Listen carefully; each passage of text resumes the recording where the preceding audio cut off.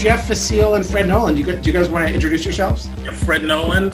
I've been doing comics forever, basically. Like before I started reading them, I was doing them. I've been doing comics in the kind of the sphere that I work in now, which is kind of more indie, autobiographical, and historical stuff. And I'm very determined to remain obscure, apparently. Keep to your guns, for sure. Very successful at doing that. Known by up to a dozen people.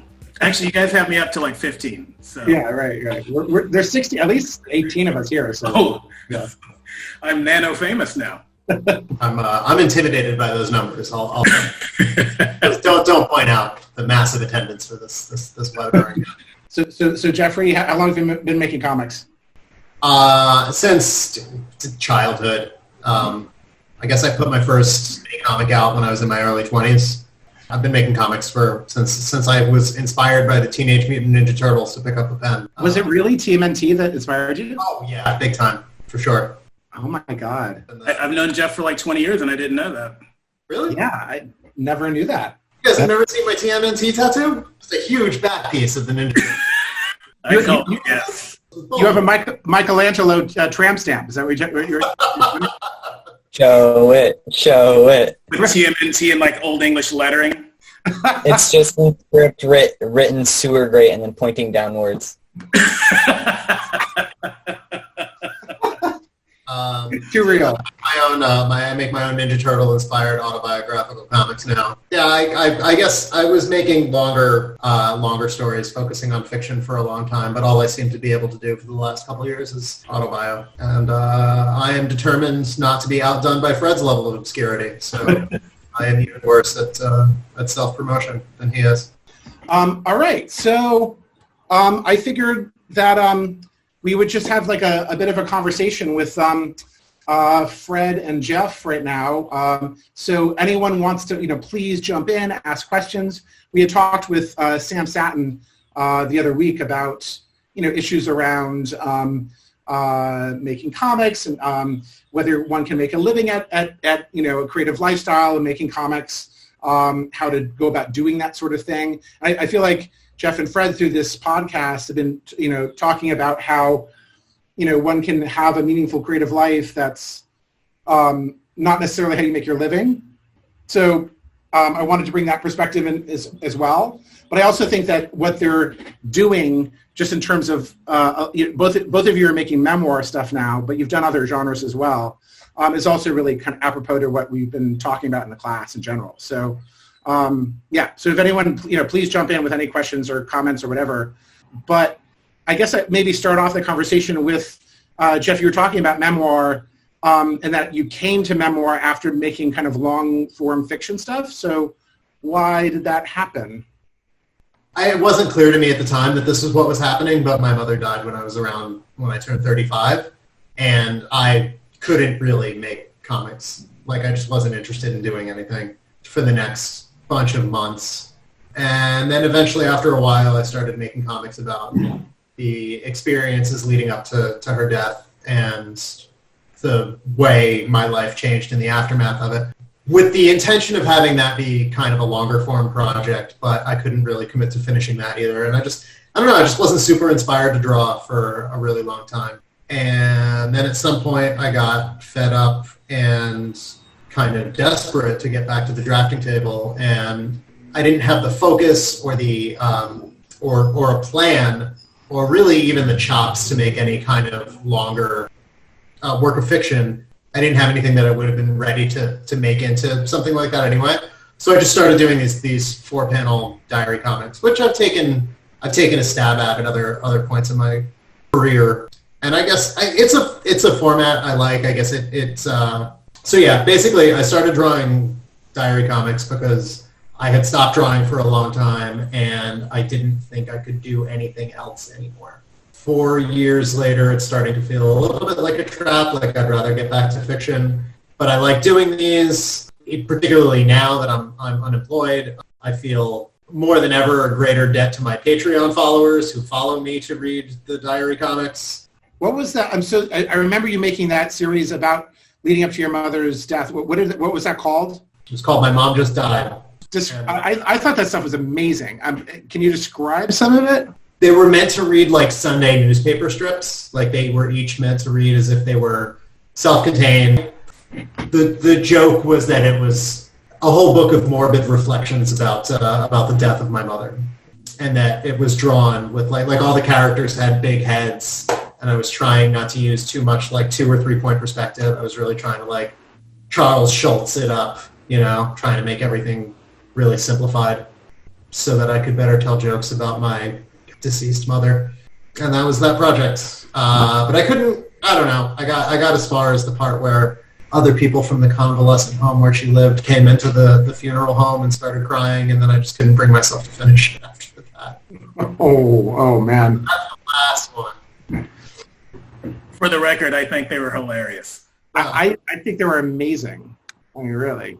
Does anyone else like thinking about like where humor comes from, and in terms of, does anyone draw from their own like tragic experiences to kind of create humor to comment or humor? Does that make any sense to people? There is a long history for that. Like I remember Mel Brooks. He was just like, okay, here's the difference between comedy and tragedy. Tragedy is, you cut your finger and like, you're really worried about it. And like, is it going to get infected? Do I need to get stitches? That's tragedy. Comedy is some schmuck walks along and falls into a sewer. So like the difference between those things is like, there's, and I think that there's a certain immediacy to what makes tragedy. Tragedy plus time equals comedy. So if the tragedy just takes place over longer time, then it's funny? If it was a little while ago, look at how Mel Brooks like went after the Holocaust. And I think there is definitely a certain thing to certain cultures that can definitely mine real tragedy for comedy. Like you look at, who was the guy who, getting back to Mel Brooks, who was the guy who played the black sheriff in Blazing Saddles? I can't remember. But yeah, there's a certain ability for the person who was, for lack of a better word, the victim to exploit and mine that for comedic purposes. Yeah. But what makes a difference between comedy and tragedy? It's really, there's not a hard and fast rule. Yeah, I remember definitely during the AIDS crisis, there would be some cartoonists that could still make jokes about what was happening. So like this one guy, Von Frick, he did like Watch Out comics, and he had this one comic of this guy going into a bathhouse and his toupee drops in the water and everybody gets up and screams, thinks it's an AIDS virus and goes running from the it's the guy's toupee at the end. It's just like fucked up, right? And people are like, everybody is dying, and that stopped. And there was another humor cartoonist who couldn't make comics anymore. I talked to about it. He was like, I'm going to funerals every single weekend. I can't make comics about it. But then other people still can make humor, especially when you're making something like comics, which can fall into anybody's hands. But, something like humor in particular can be designed for a specific audience, right? Like if I'm making a joke about something that is going to be funny for one group of people and not for another, how do I think about that when I make a comic? Because that comic could wind up anywhere. I think that's where the presentation really counts a lot too, because like if you're like, I don't know, if you're looking to kind of narrow down your audience, the way that you present the comic and the way that it visually works, I think that really counts a lot to catching the eye of the person that you're aiming at. So Jeff and Fred, like, do you think about this when you make your comics? Like, who's going to read it? And like, how do you get the audience that makes sense for that work? So it's interesting that you would be asking me that question, because I have like an ideal reader. Basically, people I'm trying to get a reaction out of when I'm making my work, and those people are like you and Fred and like 3 friends of mine back home. So and this maybe speaks to my failure at having any major commercial breakthroughs over the years. But I basically, I write something and I'm like, if this is going to make Justin Hall or Justin DiCarlo or Fred Nolan laugh, then I feel like I've done my job. I don't really think about it beyond that. And I guess it's one of the freeing things about like there still not being that much mainstream attention on especially our little corner of the comics world, where it's like, I don't know, I don't really feel like I have to tailor it to an audience. I just try to make it good. I try to make it well executed, and I kind of feel like there aren't so many decent comics to choose from. Like I don't read stuff based on subject matter. I read stuff on whether or not I think it will be a well executed example of what it is. I think comics audiences generally are more like that, you know? It might be maybe less so now, but when I was like in my youth and forming my ideas about this kind of thing, I thought like there aren't enough good comics, period, that you can afford to rule things out based on subject matter. So it's something I think about more now that I put stuff on Instagram. I'm more conscious of the potential reader and kind of reading the room and knowing the audience. I think it cheapens the work. It's tailoring for an audience cheapens the work? What's that? You think tailoring for an audience cheapens the work? Yeah, which is not to say that it's the responsibility is not on if the audience doesn't like something, that's fine. Like I don't like the wave of like artists and directors and comedians that are like, if the audience doesn't like it, it's because they're too sensitive. If you don't like it, that's fine. It's on me. I don't want to think about it that much going into it. One of the pitfalls that I think you're talking about is the desire, because I have this as well, that desire to be a cartoonist. I don't know, that's what I've always wanted to do, and I don't know what else to do, but it's not a real recipe for mainstream success. Like you never see like an actor's actor being very successful or a musician's musician. You never want to be a fill in the blank to really appeal to a wide variety of people. But at the same time, I know that all of the things that we like are... Yeah, and I think for at least my philosophy of making comics or making art, your responsibility as an artist, as an author, as whatever your art is to make work first and foremost. Just make work that's excellent and put it out in the world. You know, make it as good as you can and put it out there and not worry about how it lands.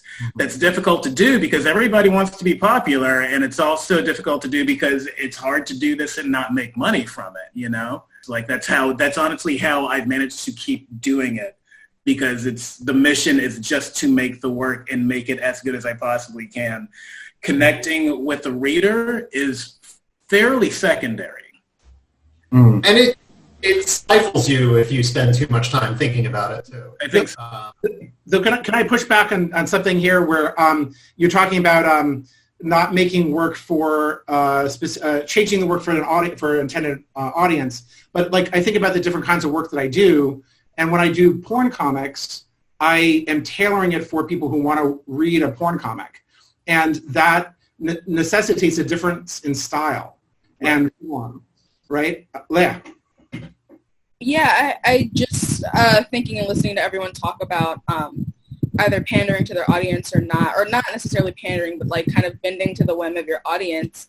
When I think of my work a lot, I specifically try and do work that is in the speculative fiction genre, but heavily emphasizes representation without it being like representation, like over your head.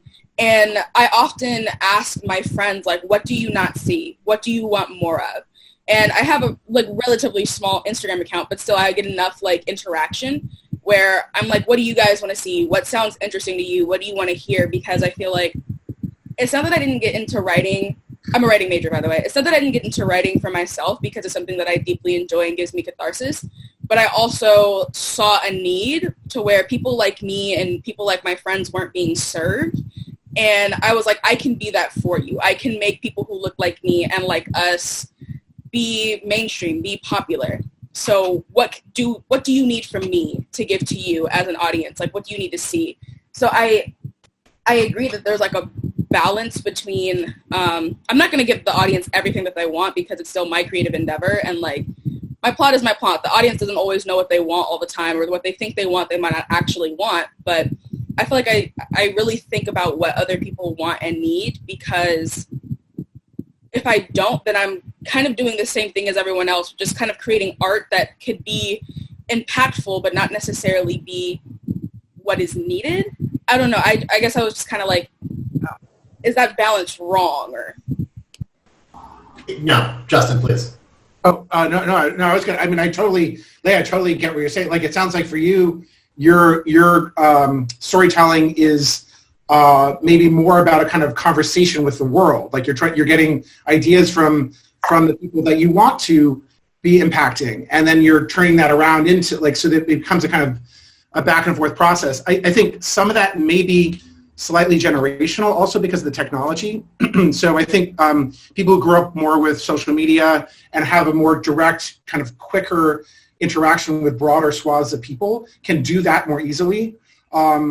Whereas like I made comics, when I first made comics, I was in a vacuum. I made this like weirdo comic about like a gay, ex-slave from West Africa that wound up in the Dead Sea Scroll cult being pursued by the Romans. And I just made it like out of nowhere. Like no one had no idea what this was. And like, I didn't have any other comic book people and there was no social media to put it up in. So like, I had no idea whether it was going to be anything to anybody. And I think that's not true anymore. Like you immediately put up a page and you immediately get responses and community building around it, which is really different. I think there's also like a difference between trying to be popular and like trying to make things to be liked versus like trying to connect and communicate. And I think anytime you're trying to be popular, like it's like, it's really risky because then you just pursue that rather than trying to pursue like what's the story I need to tell and like who needs to hear it. That's a really important distinction, I think. Thinking about things in terms of representation that's like the opposite of thinking about things in terms of like popularity. Like popularity is like a frivolous pursuit, but thinking about like telling the stories that the world needs to hear and taking issues of representation into account, that's a far more noble goal. And that is something particularly, I think, for people making fiction, specifically speculative fiction, I think it is super important to take those things into consideration. Yeah, so that's what I was misunderstanding. I couldn't tell if it was saying, because I like engagement in general, I was kind of like, so then is that on the same like playing field? But now I realize that you guys mean more so pandering in a way that's like how Netflix creates new stories where they're like, oh my God, I need a new female heroine. She's going to be queer and white and have she's going to have the bisexual haircut and do nothing in general spectacular, but everybody's going to eat it up. Like, I get what you mean. I just wasn't sure. You can say She-Ra. I mean, if that's what you mean. Jones. Well, I mean, I think some of it is also just like the idea, do you, there's a kind of age-old question about, are you making art for yourself or for other people? And of course, it's not so diametrically opposed, right? I mean, because, all of us are somewhere along the spectrum. I mean, unless you're Henry Darger, who was like that, who was like a janitor that made, this, huge scroll comics in in his basement or something, or in his garage for years and never showed anyone and he died and suddenly people discovered it. Or you're Andy Warhol, where like nothing about your work means anything without an audience. Like it's all about how people see it, right? And most people are somewhere in between, like I feel like I make art for myself and I'm also using it as communication and I do want people to read it. I do want people to engage with it and probably for all sorts of reasons. Probably some of it's narcissistic and ego stroking and some of it's a genuine desire to do good in the world and some of it's all sorts of reasons, right? I don't know. For me personally, it feels like I want a sort of feeling of community. I mean, that's always been the sort of like purpose for my art personally. Like I want to put stuff out there that someone else will be like, oh my God, this is amazing. This is delicious. I want like to know that there's other people out there that are just into the same weird shit. And I think that was I think that was very cool when you guys were talking about like, if Justin likes this is all that matters. Because I feel like that's really what it's about. That's what it's about for me personally. All like with the comparing yourself, that's like I feel like that gets a very dangerous sort of road to go down, especially because like there's always going to be forever and ever. There's always going to be someone better than you at like something. They're going to be better at like drawing perspective or drawing hands. But the thing is that I don't like the audience doesn't really care that much in the end, because I think that some of the shittiest drawn comics are some of the funniest things I've ever fucking seen in my life. And not to say that they're shitty, but like Kate Beaton's comics, they're fantastic and they're so simply done, and half of them do look like they were made on a napkin. So like comparing, it's in the end it's jack shit, because like you're still making something that someone will thoroughly enjoy. It doesn't matter how good it looks. And speak to them for whatever reason. Like, right. I remember like my father, like when he saw that first comic that I had made, and he basically responded with, he's an English professor, and he was like, oh, well, it's not Tolstoy, basically. So like then there was a sense of like, oh, should I not be making stories if I can't write as well as Tolstoy? And it really kind of threw me for a loop, and I'm like, well, why am I doing this? And then eventually I was like, wait a second, I like Tolstoy, actually, but I also have been profoundly affected by and love things that are not Tolstoy, right? That are not necessarily, like, as you said, Simon, it could be something drawn on a cocktail napkin. But, like, I mean, but, we are affected, but it could be life-changing to have art come from all different kinds of places. So I got, we should still be making stuff, even if we aren't freaking Tolstoy or Mobius. I think it might be especially hard right now I don't know everyone's orientation, so I'm not going to assume, but from other friends that I have within the writing major, a lot of them are white or masculine or male passing, and they're all like, there's only so much I can do, like kind of what you were saying about, like, do they really need more stories from me kind of thing?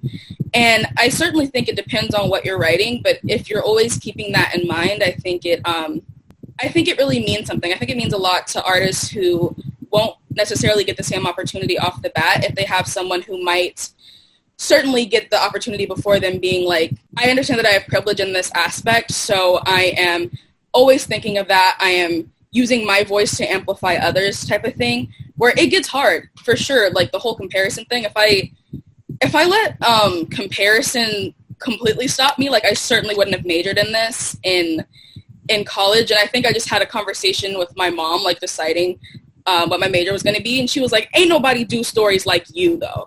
And I was kind of like, I think there's people who do it better. And she's like, that doesn't matter, there's no you, there's no one else can write like Leia writes.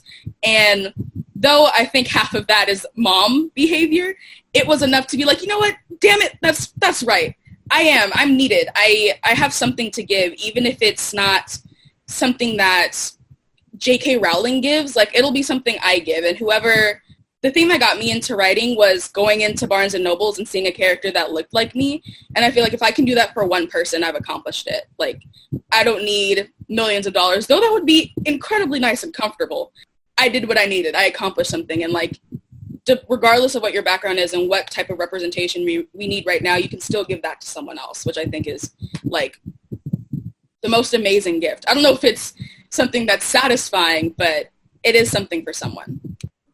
I think we should listen to your mom. Tell her to come on. She should be the guest speaker next time. I'm curious, like those of you who also are kind of dealing with living in different cultures and making art between different cultures. Chen, and like you're making work that is seen in China and also a work that's being seen in the United States. Do you think about those audiences differently? Yeah, so mostly I'm afraid to be like, I just afraid the audience hate me. They can like interpret my like sentence into a totally different meaning and say like, oh, you support US, oh, you hate China, or US audience is like, oh no, you can't like say lots of bad word in US even though you are staying here. So I'm kind of like have to consider it so many times about the language I use, the sentence I use. Will it be like cut it out for some terrible purpose? So I'm kind of like really afraid of that. Yeah. So how do you deal with it? I mean, how do you make those decisions? I don't know. Like for now, I don't publish it. Yeah, so I have to like protect myself, especially for the comics, like things I never get used to when I back to China. I can never publish it in China. Yeah, I have million followers right now, and each one says a word, and I think I can be so frustrated. Does anyone else here think about audiences and how their work gets out there and how to like not offend or like this is, yeah? Two of my main like books that I'm working on and that people know about feature characters who are Asian American. And I had a lot of people tell me like, nah, don't do that. You should create characters that you know that are Black. And I had a moment where I was like, should I change my characters to fit this? Because I really don't want to piss anyone off. Like I don't want to say anything wrong out of ignorance at all. And when I was re-examining my work, I was like, I can't change this story because it wouldn't be what it is. And how I've like dealt with that, my teacher last semester who taught a writing women of color class, I was like, how do I go about this without unintentionally hurting someone? I said, like, I asked my friends like for advice, but I don't want to be that one friend that's always like, please spend emotional labor educating me on this topic. And she was like, have a massive book reading study, like have people come in of different backgrounds, read and go through topics with them, talk about it with them, and then if you can't afford to pay them in some other way. What I've been doing, since I certainly don't have money to spare, is if I have friends that like live in the city, I bake them cookies after I have a discussion with them on something. Like, thank you for educating me. This is all I can give you right now. But I think it's important to keep other people in on the conversation if you're writing from a perspective that isn't your own, because you don't want to talk over them or portray them badly in any way. But it's really difficult because, I mean, of course, everyone's a critic, but when it comes to depicting people of other races, like it is especially difficult, or other like sexualities, etc., especially difficult because people really feel like you shouldn't touch on an experience that isn't yours, which I generally agree with, but sometimes you can do it in a good way. I feel like as long as you have like a wide enough audience that you can talk to and kind of get feedback from while you're developing it, it's safer. But I don't know. I still haven't had such a wide audience to where I could have multiple people outside of maybe 10 tell me if they thought that this was inappropriate or not for me to do. Well, I guess it's just a difference of whether you're claiming the experience as like, yeah, oh no, yeah, I totally understand this, when in reality you will never understand the point of view of someone else's, like, especially like in racial situations. And I think it's a difference between portraying them as something that you're like, oh, I get this entirely, or portraying it as in a way as this happens and this is a thing that is out there. Playing it safe isn't necessarily the most groundbreaking way to go now. Toning down diversity for the sake of not hurting people's feelings is the exact opposite effect of, like, I think of what a lot of people are going for.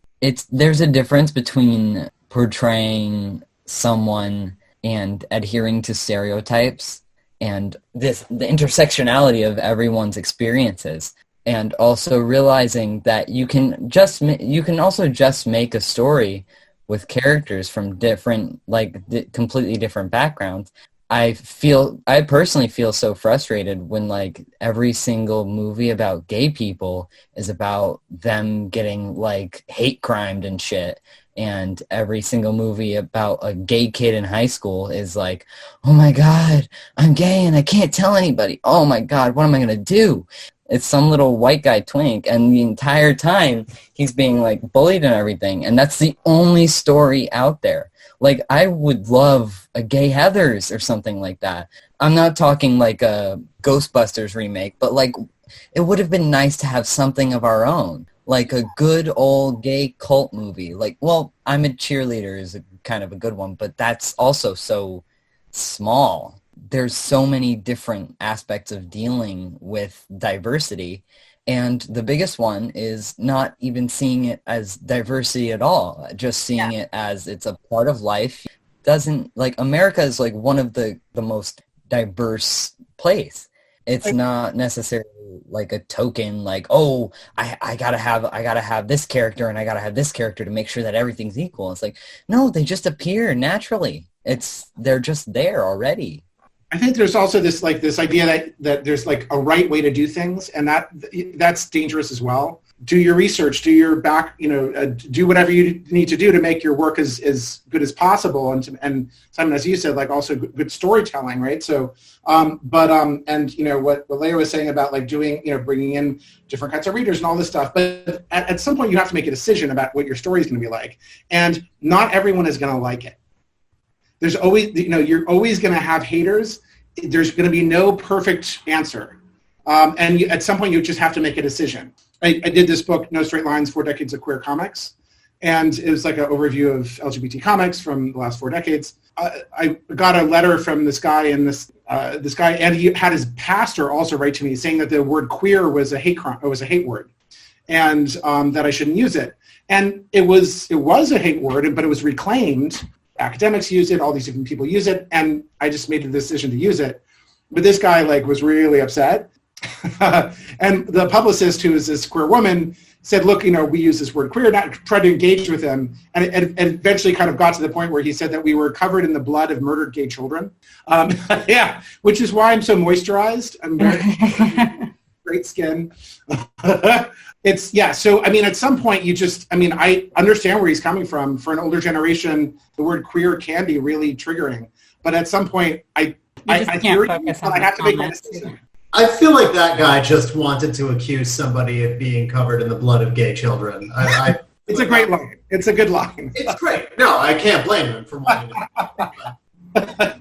Yeah, but it is we all have to, people will come for you no matter what, right? At some level, right? You're going to get weird shit thrown at you. So we also have to let the stuff roll off our backs that we don't want to stick. Learn from the things that are actually constructive and let the rest of it roll off.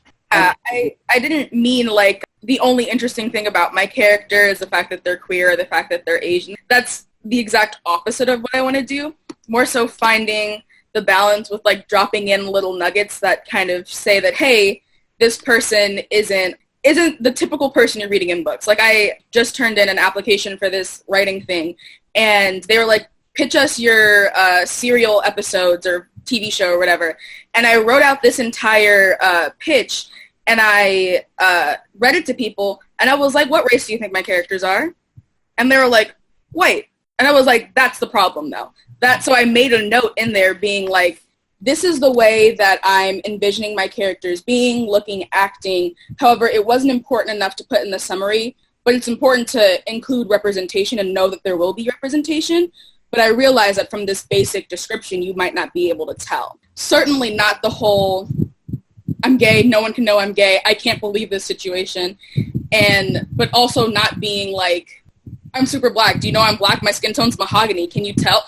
Not being in that area as well, but there has to be a balance between letting someone know that your character is diverse without it being the only interesting thing about your character. That's one of the great advantages of comics, right? That we can visually depict people. We can do visual storytelling as well as verbal storytelling. So, do you guys think about how your characters' visual designs work in this sort of way? Fred, you do a lot of different. You're writing yourself into your comics a lot. So you're doing memoir comics that you have to portray yourself, which is always kind of interesting. All right, so you're how do you draw yourself? But then also the characters around you. Do you think about the character designs and what they represent then and kind of mean to the reader? Well, when I'm drawing myself, I usually draw myself 10 years younger and 25 pounds lighter.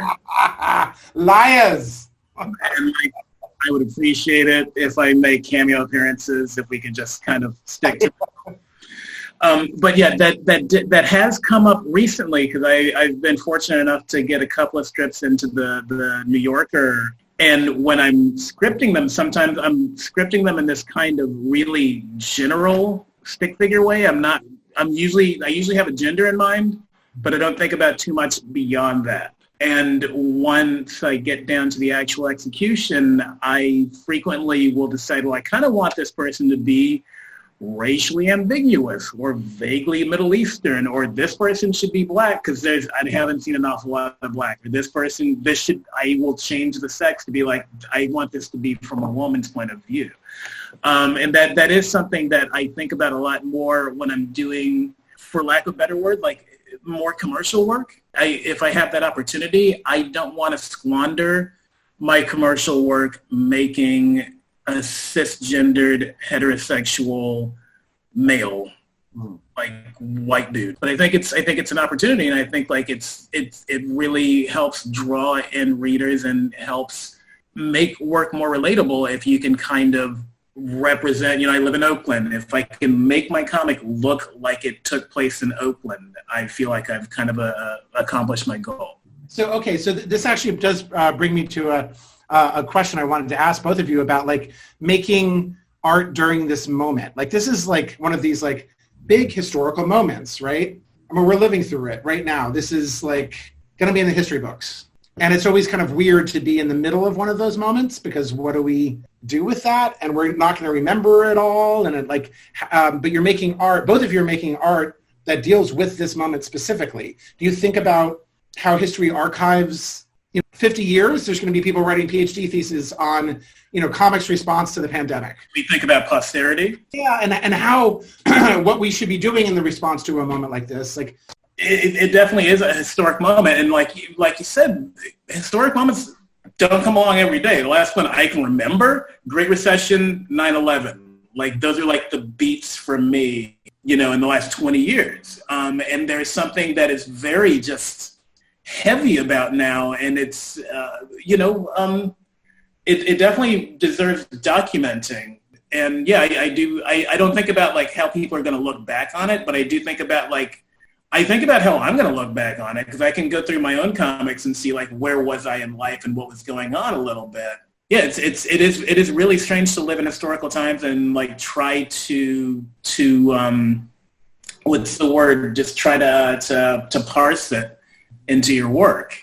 The stuff that I've been doing recently, I've been doing stuff that definitely I have an idea in mind that I want this to be for a wider public, and then there's this stuff where it's just like, this is what's on my mind, and that goes on my Instagram, and it both of it does speak to life in this very strange, you're strangely isolated, and like you said, comics is a great way of making a connection. And I feel in that way, Instagram's been even more valuable recently, because you just see like they're the people that and like they're the people that are reacting to that work in that moment. And if anybody else has some final questions for these guys. I was curious about how both of you manage having a creative life, being an artist, trying to be successful, and trying to survive financially while also still creating work that you care about, that matters to you. I've always had day jobs, and I've been fortunate because I have managed to have more of my creative life cross over with my working life. So for many years I continue to work as a graphic designer and production artist, and in recent years I've gotten to do more stuff where I get to work doing whiteboard animation, doing vector graphics, doing illustration, even every now and then doing comics. But it's a really tricky balance. It's an ongoing thing. Pretty similar, Ed. I've worked in restaurants my whole life, which is something that informs a lot of my work too. But I don't make any kind of living as an artist. Every time I pick up a pen, it's just because I want to, or I don't really know how else to spend my time. And I do have that thing where I feel like I should always be drawing, but also most of the time, up until recently, most of the time I was exhausted. So I think I've worked on comics less and less over the years, or more that there's been longer periods of not working on comics at all. When I come back to it, with a fervor, but those fervors are fewer and farther between, except for the last 2 months, during which the world was plunged into global disaster, which have been some of the most prolific times of my adult life, because I'm unemployed and I can't leave the house. And those are have always been kind of my ideal circumstances. I don't know. I mean, this is obviously a stressful nightmare thing to live through, and like I wake up with cold sweats. But it's also, this is the first time that I've ever just been able to, like, I wake up and I don't have anything to do but draw. The hardest decision I have to make all day is what I'm going to have for lunch. All I really have to do now is draw. Hopefully by the end of it, something comes out of it that like I could leverage to make a living that doesn't involve bringing people pasta. My answer is that I have no idea how I balance these things. I drink. I think that's the glue that holds the working life and the drawing life and the personal life together. I would also say that I think there's like a, like the more that your work is like the focus of your living, oftentimes it comes with more caveats and compromises. I think about, it's not a hard and fast thing, but like I think about friends of mine who work for DC and Marvel, for example, and they have to deal all the time with complications, right? They're making their art, but it's so compromised, right? The less compromises you have, oftentimes the less money you're going to make out of it. Yeah. So I think there's wound up getting swept up at the Cartoon Network in that when the Cartoon Network was only recruiting mini comics artists, seemingly only from the Bay Area. Yeah. And that's where when Jesse Moynihan, he started his comics. And that book is great, by the way. I very heartily endorse forming. But yeah, I tell you get, it's a real mixed bag in terms of like how creatively fulfilling those people are all finding their lives. Some of them are like, this is great. Storyboarding it's so close to comics. I don't feel like it's a compromise at all. And other people are like, I don't make comics at all anymore. This is not what I thought it would be. Thank you. That's awesome. Any some more questions for any other? Yeah, Rachel. I was just wondering, especially like when you're making personal work, and especially about like your own life and these like memoir or diary comics, things can get like, I don't know, like personal or very like something maybe that you don't want to share with the world, but you just drew it for a comic to share with the world. How do you? I drew something that was very personal, but then it's like, oh, I want like other people or like family members, especially family members, when you have experiences and you're like, I would love to make a comic, but never have them see it. How do you guys handle that? I just destroy my relationships one by one. Empirically, that's the best way to handle that. I do have to, so if something is really, so I do have a private life, like not everything is up for grabs. And I do, like I've recently gone out with somebody who's just like, I don't care how interesting this is, like I can't ever be in your comics, and I have to respect that. I do have to have buy-in from the people who are going to be in it. Fortunately, who wouldn't want to be immortalized in one of my comics? So it's few and far between that I get any pushback. But you do have to, when you're doing anything, whether it's memoir, whether it's fiction, you really have to write like everybody you know and care about is dead, because you owe it to be as honest as possible. And it's difficult. And I've been fortunate because I haven't suffered from having done that. And maybe that's because my life isn't as interesting as I like to think it is. But yeah, you have to be as honest with the work as possible. And so you really can't worry about what your mother's going to think or what your child's going to think, what your friends are going to think. You just got to put it out there. I also think, like, I've told my mother that she's not allowed to look at some of my work. So I think you can kind of make, like, my porn comics. No, Mom, you're not allowed to read my porn comics. Look at this at your own peril. You've been warned. My father is very clear he does not want to read my porn comics, but my mom has, boundary issues as I do. So, Justin, clear with her. Porn Tolstoy. I am the Tolstoy of porn. Hello there. What about you, Jeff? This has been a thorny issue for me over the years, and I just continue not to care. I had somebody I dated chew me out for a comic that I drew with them in it. And it's just, and like I'll get calls from the remaining members of my family every now and then being like, I saw your comic, are you all right? And it's just, I don't know. I don't care. Probably if it upsets somebody who knows me personally, 50 people that weren't aware of my existence are going to find it more engaging. And that sounds shit. Now that I hear myself say that out loud, it's shitty and maybe even a tad exploitative, but it's also like the worse I'm doing, the better I think the comics read, the more engaging they are. The worse the subject matter is, the more compelled I am to do a good job turning it into a comic. Yeah. And that's probably bad, but that's the relationship I've always had with autobiographical work. And if I worried about what people in my life personally were going to think about it, it would be paralyzing. Like I wouldn't be able to make the work at all anymore. You know, I also think it's really freeing to be honest with your work, since we're all going to die anyway. That was a joke. I mean, but true. I mean, let's face it.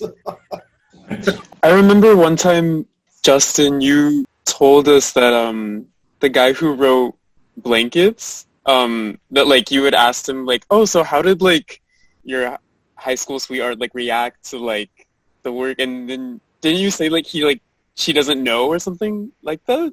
Yeah, Fred and Jeff, I don't know if I ever told you the story, but I was on a panel at SPX with Craig Thompson, and I was like, so what was it like? You know, like how did, you know, because Blankets is this 600-page book about his first relationship, basically. I was like, how did she react to being in a 600-page book? And he was like, oh, I never told her. I don't know if she knows that there's a 600-page book about her. Like, you didn't tell her? Oh my God. Yeah. Joy, I have no, like, I'm assuming that she must know by now because it was a pretty big book, but. He seemed kind of, I really thought that at first I didn't realize it was like a biography or whatever, and I thought that he was going to murder her. I thought it was a fiction book or something, and or they were gonna die in a car crash. I didn't realize until I was like 2/3 of the way through the book that it was it's a real. Rachel, don't do memoir comics where you confess to a murder. That is definitely. Or do make memoir comics where you confess to a murder, because true crime is real big. Yeah, that's true. You will be the wealthiest woman in prison. Oh man.